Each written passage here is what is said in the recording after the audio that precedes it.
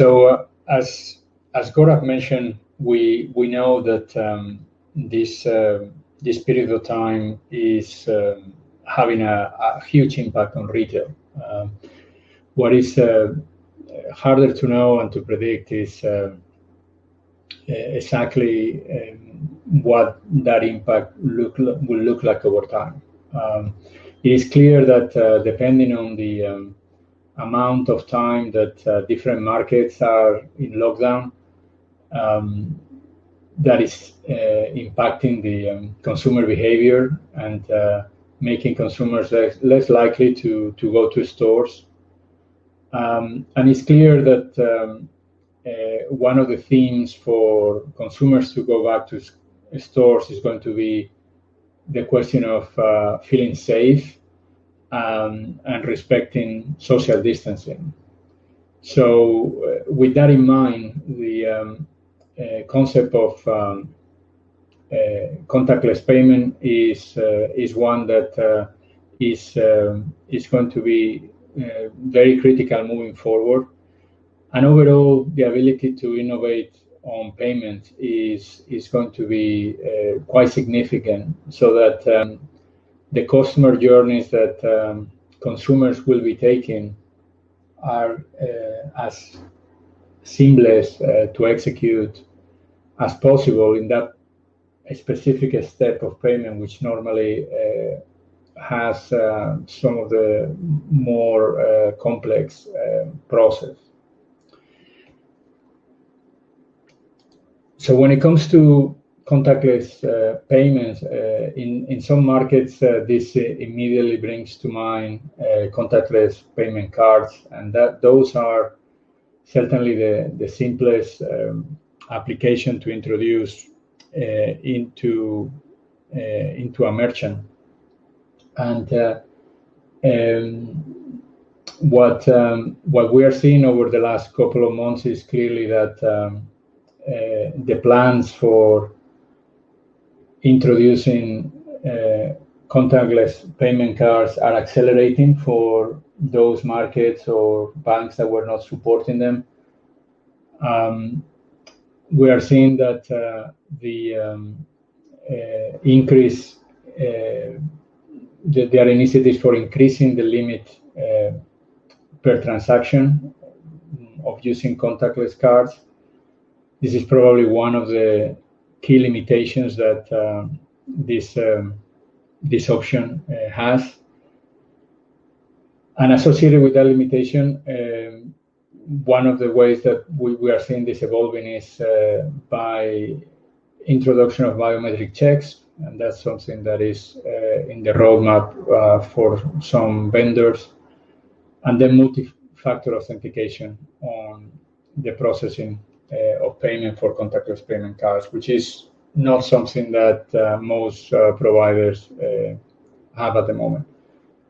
The great advantage of this option is that is provided through the PET device, through the payment device, but it is not a digital solution, and so there are alternatives to this when we are thinking of contactless that are not necessarily physical contactless payment cards. Within those, we have digital wallets, and digital wallets are actually not new at all. They've been in the market for quite a few years, but the user adoption has been probably slower than people were initially anticipated.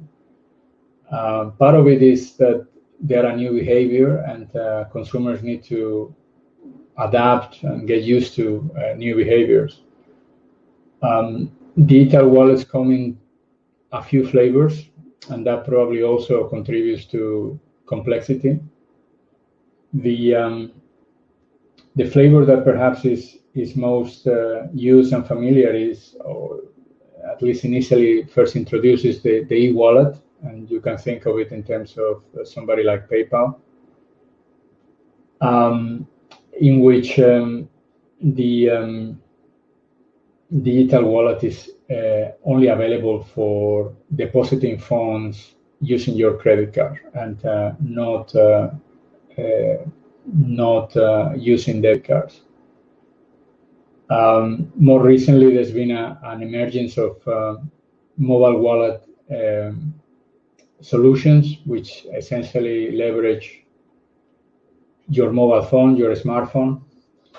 And even within mobile wallets, you have also a few different variations. I will say that one key variation is between those that are mobile wallet for use on proximity, which perhaps are the ones that are really now taking flight the strongest, and remote mobile wallet. And for remote mobile wallet, perhaps the historical experience that we here at Skillnet have is with M-Pesa, which is a scheme that is very popular in most of West Africa as a form of payment, and it relies on payments through your mobile provider into an account that then you can use to pay to merchants. And in this type of mobile wallet does not include an NFC sensor. It doesn't even require of a smartphone, and is one of the use cases that first was in the market, and that we as a Skillnet integrated with e-commerce and point of sales in Africa, where it's mostly utilized as a way to providing essentially financial services to a percentage of the population that doesn't have access to credit cards.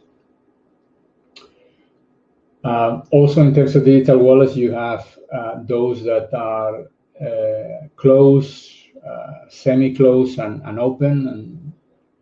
And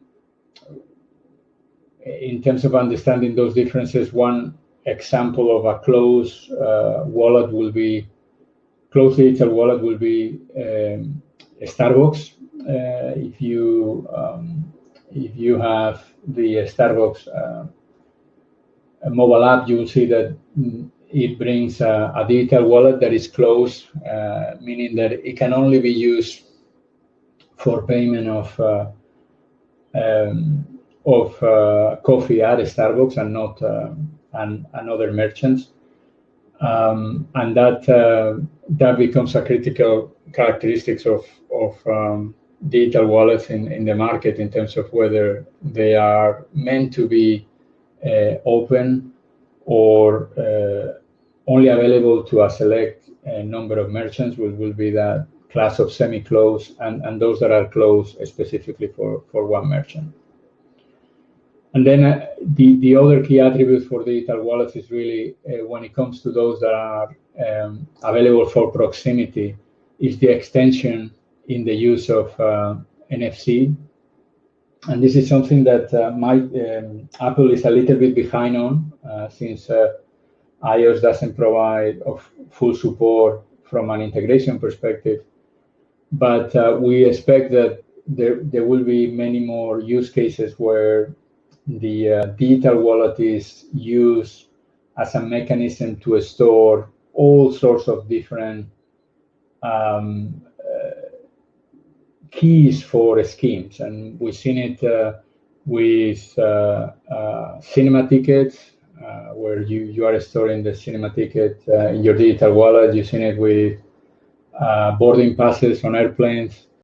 And we expect that this is going to become more and more popular, and you see it with hotel room keys, where again you don't have to keep a separate card for your hotel room key, and you can store that also in your digital wallet. So this is a space that again, it's not necessarily new, but the amount of innovation and growth and different schemes is growing exponentially in terms of what is available for retailers.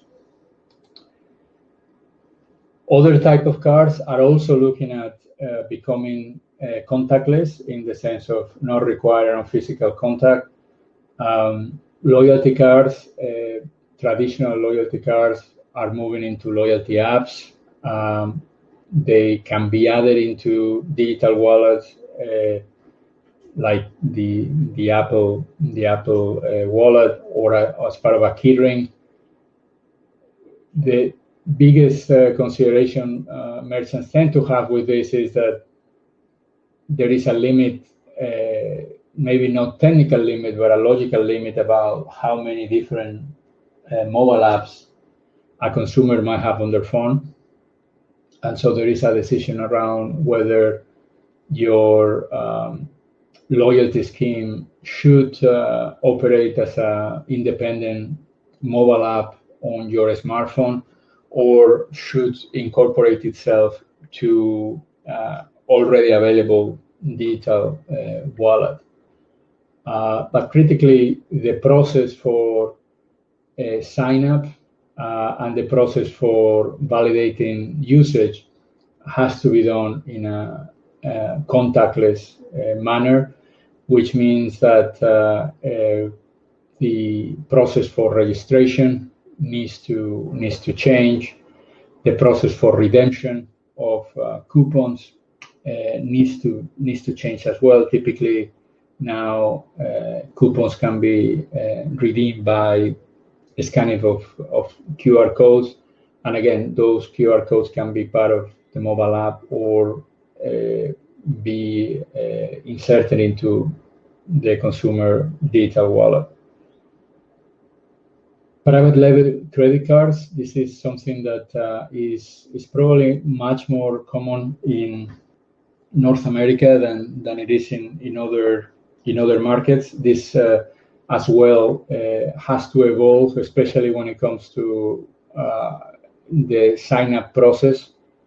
And what we're seeing is the availability of pay by link or sign up by link, where the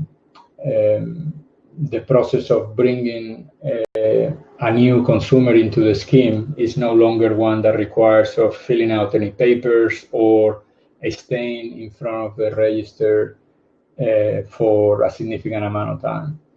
And that's probably the key change moving forward. And then the gift cards, even before COVID, many of the gift cards were moving to gift cards using barcodes, QR codes that could be delivered by email or SMS. So all in all, many